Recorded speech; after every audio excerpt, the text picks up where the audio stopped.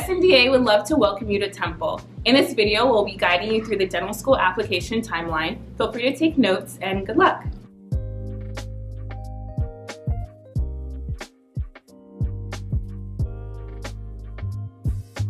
One of the most common misconceptions when choosing dentistry as your future profession is if you absolutely have to be a biology major or another science major. You don't have to unless you want to. You will have to take the following courses though. 8 hours of biology with lab, 8 hours of general chemistry with lab, 8 hours of organic chemistry with lab, 8 hours of physics, 8 hours of English. There are also a few other commonly required courses such as biochemistry and anatomy. So be sure to check each school that you may want to apply to, and be sure to learn the material well for the future DAT you'll take.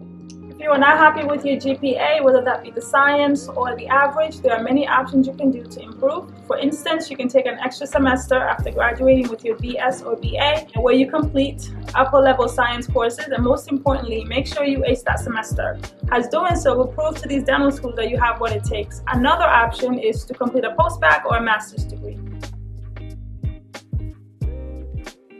Shadowing is an integral part of the dental school application process. Not only is it important for you to be able to have an effective dental school application, but it's also important for you to figure out if a career in dentistry is right for you.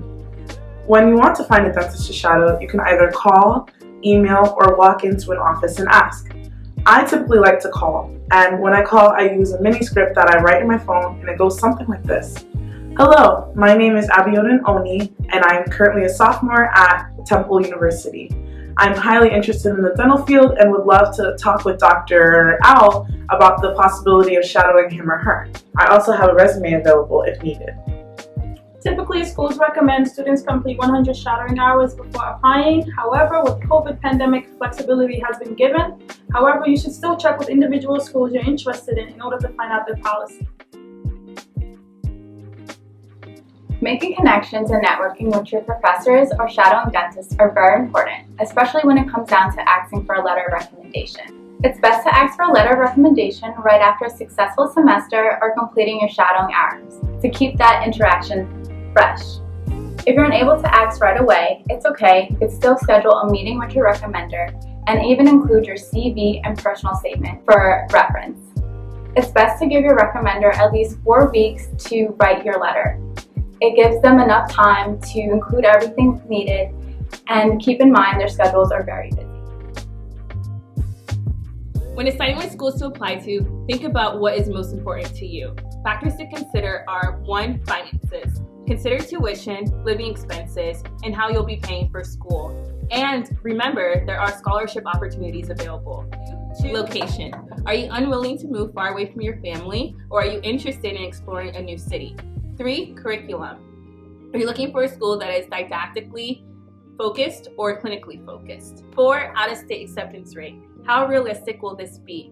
Can you spend that $100 on another school you have a better opportunity in getting into? 5. Student experiences.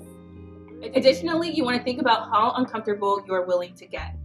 With discomfort comes growth, but you do not want to be miserable.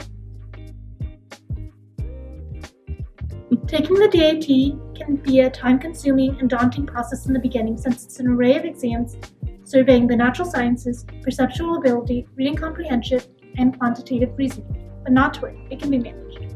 First, plan to take your DAT a year before applying. Hopefully you've taken all of your prerequisites so you know most of the material already. The next step is to identify what resources you want to use to prepare for your DAT. If you need a more structured review, you might consider taking a review course. Otherwise, using a set of well-reviewed resources like DAT Bootcamp and DAT Destroyer can help you do just as well. No matter the resource you use, plan to study for 2 to 3 months before taking the exam. So your application describes your many academic accomplishments, your grandiose awards, and extracurricular activities, but your personal statement describes you. Your personality, your quirks, your motivation, and your story are portrayed through this personal statement, so use it to your advantage. Showcase how you can utilize your idiosyncrasies and life experiences in the field of dentistry in order to serve your community. There is a soft open date that is typically 15 to 20 days prior to the first day in which you can submit your application. Starting this date, you can begin to enter all of your information into the system, including extracurriculars, grades, and essays. We suggest that you start early. Start your application as soon as it opens, entering all of your basic information, so that way you can move on to the harder sections, such as entering your transcripts and secondary applications. Good luck! In your application, there's a section that includes supporting and extracurricular activities. It includes places that you shadowed, jobs, clubs, your research, any awards and certifications you may have. It's important to keep a log of your start and end date, the hours that you committed to, and the contact information and location.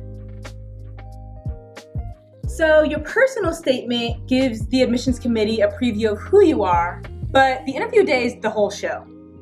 Schools are finally seeing a list of accolades, prerequisites, and experiences come to life. Always remain professional, but show your personality. But with that being said, don't try and be someone or something you're not. Admissions committees will be able to tell whether or not you're being genuine, as will your patients. So if you're naturally talkative and outgoing, fantastic. But if not, if you're naturally reserved, that's okay. Try your best to answer questions calmly and genuinely, and you'll be just as effective as your more extroverted counterparts. Decision Day, the time has come. After all of your years of hard work and preparation, it is time to make a decision about what dental school to attend. On or after December 1st, students begin to receive offers of admission. How do you know which school is right for you? Some things to consider include location, curriculum, graduation statistics, the student body, and support resources. There are also a few things to remember after Decision Day. Most schools require a deposit to reserve your space in the class, start the financial aid application process early, finish your courses successfully, grades after admission are still considered, develop and maintain healthy habits to help you during stressful moments in school, and most importantly, have fun.